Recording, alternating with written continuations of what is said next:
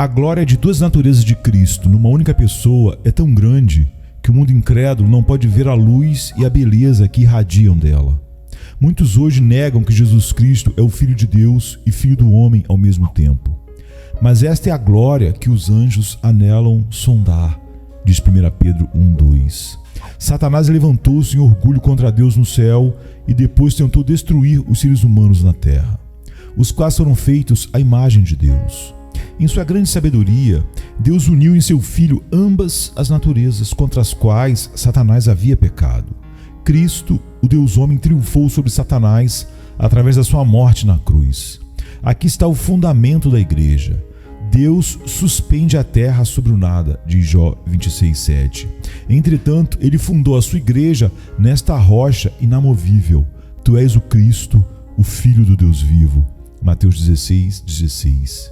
Este glorioso fato é mencionado em Isaías 9:6. Porque um menino nos nasceu, um filho se nos deu, e o principado está sobre os seus ombros, e o seu nome será Maravilhoso, Conselheiro, Deus Forte, Pai da Eternidade, Príncipe da Paz.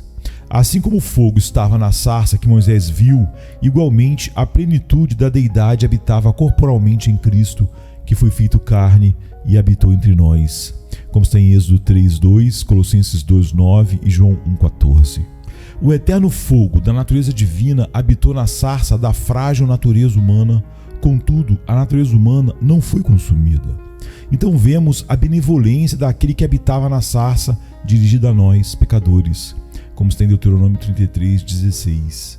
Da mesma forma que foi dito a Moisés para tirar as suas sandálias, nós também devemos tirar de nossos pensamentos todos os desejos e imaginações que procedem da nossa natureza humana decaída, para que pela operação da nossa fé possamos ver a glória de Jesus Cristo. Espero que o que se segue nos mova a buscar de Deus o espírito de sabedoria e revelação para abrir os olhos do nosso entendimento. 1. Estejamos absolutamente certos de que essa glória de Cristo em suas naturezas divina e humana é o melhor, o mais nobre e o mais útil objeto em que podemos pensar. O apóstolo Paulo afirma que todas as outras coisas são apenas perda, e quando comparadas com ela, como esterco, em Filipenses 3:8-10. As Escrituras falam da estultícia das pessoas em gastar o dinheiro naquilo que não é pão e o produto do seu trabalho naquilo que não pode satisfazer, em Isaías 55:2. Eles fixam seus pensamentos em seus prazeres pecaminosos e se recusam a olhar para a glória de Cristo. Alguns chegam a ter pensamentos mais elevados sobre as obras da criação de Deus e da sua providência, mas não há glória nessas coisas que se possa comparar com a glória das duas naturezas de Cristo. No Salmo 8, Davi está meditando na grandeza das obras de Deus. Isto faz pensar na pobre e fraca natureza do homem, que parece como nada se comparada àquelas glórias. Então ele começa a admirar a sabedoria, amor e bondade de Deus por exaltar acima de todas as obras da criação a nossa natureza humana que estava em Jesus Cristo. O autor sagrado explica isso em Hebreus 2:5-6. Como são agradáveis e desejáveis as coisas deste mundo: esposa, filhos, amigos, posses, poder e honra. Mas a pessoa que tem todas essas coisas e também o conhecimento da glória de Cristo dirá: a quem tenho eu no céu senão a ti? E na terra não há nada que eu deseje além de ti. Salmo 73, verso 25. Pois quem no céu se pode igualar ao Senhor? Quem é semelhante ao Senhor entre os filhos dos poderosos? Salmo 89, verso 6. Apenas uma olhada na gloriosa beleza de Cristo é suficiente para vencer e capturar os nossos corações. Se não estamos olhando com frequência para Ele, refletindo sobre a sua glória, é porque as nossas mentes estão muito cheias de pensamentos terrenos. Desta forma, não estamos nos apossando da promessa de que nossos olhos verão o Rei em sua beleza. 2. Uma das atividades da fé consiste em examinar as Escrituras, porque elas declaram a verdade sobre Cristo, como está em João 5:39. Vamos ver a glória de Cristo nas Escrituras de 3 modos. Primeiro, por meio de descrições diretas da sua encarnação e seu caráter como Deus-homem, em Gênesis 3:15, Salmos 2:7-9, 45, 2-6, 78, 17-18 e 110, 1-7. Isaías 6, de 1 a 4, Isaías 9, 6, Zacarias 3, 8, João 1, de 1 a 3, Filipenses 2, de 6 a 8, Hebreus 1, de 1 a 3, 2, de 4 a 16 e Apocalipse 1, 17 e 18. Em segundo lugar, mediante numerosas profecias, promessas e outras expressões que nos levam a considerar a sua glória. E terceiro, pelos exemplos de adoração divina que Deus instituiu no Velho Testamento e pelo testemunho direto dado a ele do céu no Novo Testamento. Isaías disse: Eu vi o Senhor assentado sobre um alto e sublime trono, e o seu séquito enchia o templo. Em Isaías 6:1. Esta visão de Cristo foi tão gloriosa que os serafins, criaturas celestiais que assistem nos céus, tiveram que cobrir as suas faces. Contudo, maior ainda foi a glória revelada abertamente nos dias apostólicos. Pedro nos diz que ele e os outros apóstolos foram testemunhas oculares da majestade do Senhor Jesus Cristo. Porque não vos fizemos saber a virtude e a vinda do nosso Senhor Jesus Cristo, segundo fábulas artificialmente compostas, mas nós mesmos vimos a sua majestade. Porquanto ele recebeu de Deus Pai honra e glória, quando da magnífica glória lhe foi dirigida a seguinte voz: Este é o meu Filho amado, em quem eu tenho todo o meu prazer. 2 Pedro 1, 16, 17. Deveríamos ser como o que procura por todo tipo de pérolas. Quando ele encontra uma de grande preço, vende tudo o que possui para que possa adquiri-la, como está em Mateus 13, 45 e 46.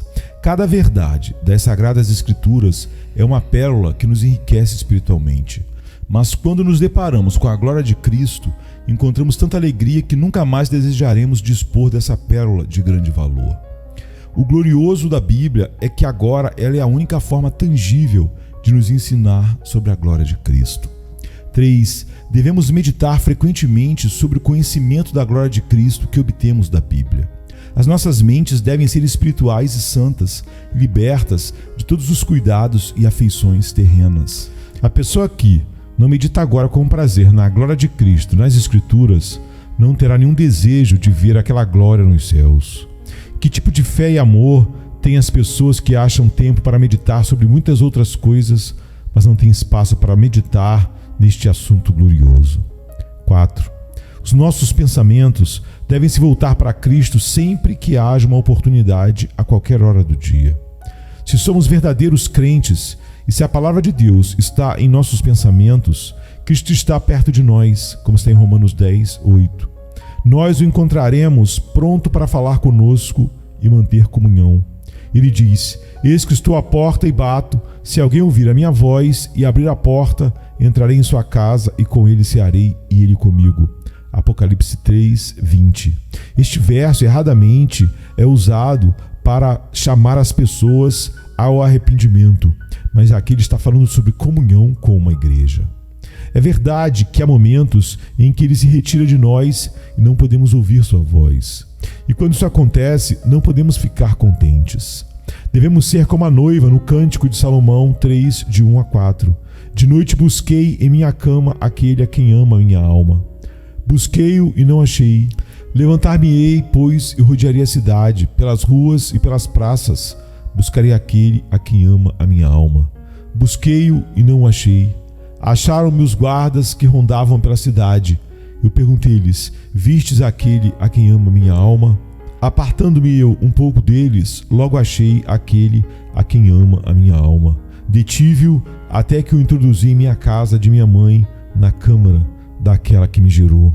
A experiência da vida espiritual de um cristão é forte em proporção aos seus pensamentos sobre Cristo que nele habita e seu deleite nele.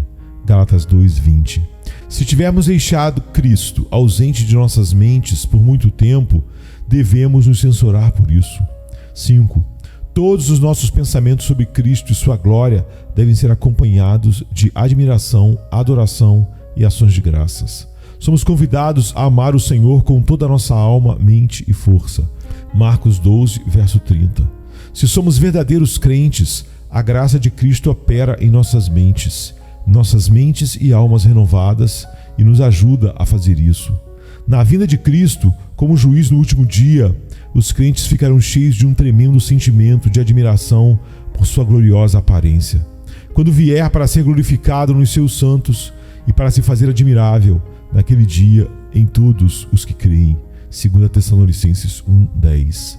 Essa admiração se transformará em adoração e ações de graças. Um exemplo disso é dado em Apocalipse 5, 9 a 13, onde toda a igreja dos redimidos cantam um novo cântico. E cantavam um novo cântico dizendo: digno és de tomar o livro e de abrir os seus selos, porque foste morto e com teu sangue compraste para Deus homens de todas as tribos e línguas e povos e nações, e para o nosso Deus os fizeste reis e sacerdotes. Eles reinarão sobre a terra. E olhei e ouvi a voz de muitos anjos ao redor do trono e dos animais e dos anciãos.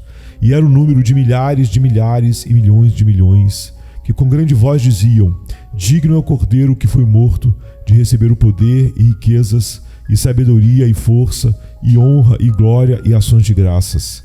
E ouvi toda a criatura que está no céu e na terra, e debaixo da terra, e que está no mar, e a todas as coisas que neles há dizer: ao que está assentado sobre o trono e ao Cordeiro sejam dadas ações de graças e honra e glória e poder para todo sempre. Há algumas pessoas que têm esperança de ser salvos por Cristo e de ver a sua glória num outro mundo, porém não estão interessados em meditar pela fé naquela glória neste mundo. Elas são semelhantes a Marta, que estava preocupada com muitas coisas, e não como Maria, que escolheu a melhor parte, sentando-se aos pés de Cristo, como está em Lucas 10, 38 a 42. Que tais pessoas tomem muito cuidado para que não negligenciem nem desprezem o que deveriam fazer. Alguns dizem que têm o desejo de contemplar a glória de Cristo pela fé, mas quando começam a considerar essa glória, eles acham que é coisa muito elevada e difícil. Eles ficam maravilhados à semelhança dos discípulos no Monte da Transfiguração. Admito que a fraqueza de nossas mentes e a nossa falta de habilidade para entender bem a eterna glória de Cristo nos impede de manter os nossos pensamentos numa meditação firme e constante por muito tempo. Aqueles que não têm a prática e a habilidade de uma santa meditação em geral não terão a capacidade de meditar neste mistério em particular. Mas mesmo assim, quando a fé não consegue mais manter abertos os olhos do nosso entendimento para refletir sobre o sol da justiça brilhando em sua beleza, pelo menos pela fé, ainda podemos descansar em santa admiração e amor profundo.